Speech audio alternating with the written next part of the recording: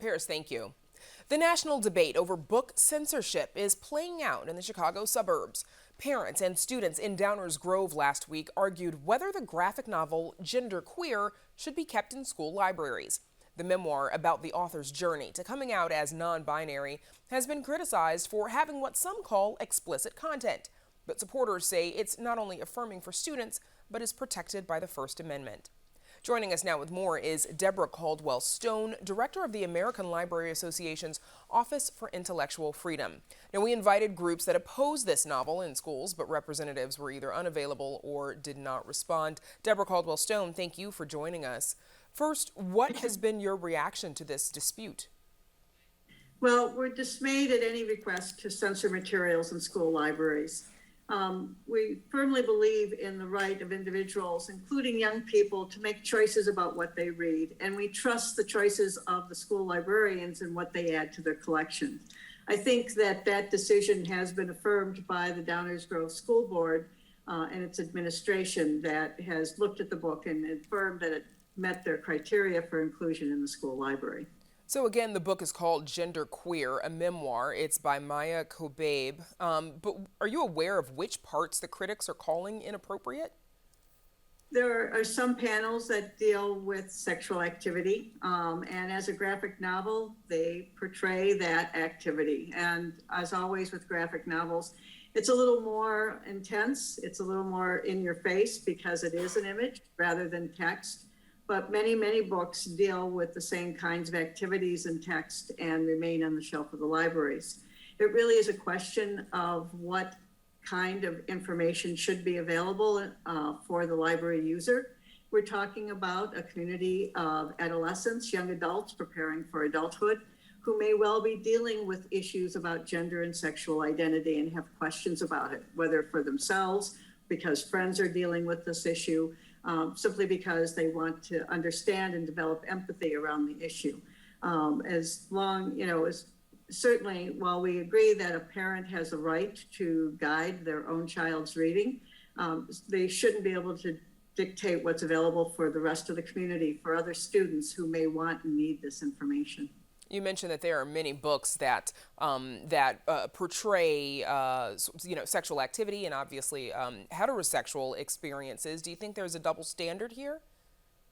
Well, I think that we are seeing a campaign really to remove LGBTQ themed materials from schools and public libraries across the country. We've been receiving multiple reports of censorship challenges, not only in Illinois, but in many other states. And the targets seem to be LGBTQ themed books. Some of them are genderqueer. Others are books that you might think are innocuous, that are picture books that deal with families that are headed by same-sex couples. But over and over again, what we're hearing is anything dealing with gay, queer or transgender themes are inappropriate for young people, and there's an effort to remove those books across the country. How do you think debates like this are being heard by students who might be considering identifying as a member of the LGBTQ community? Well, certainly demands to remove these books from school libraries and public libraries have a stigmatizing effect.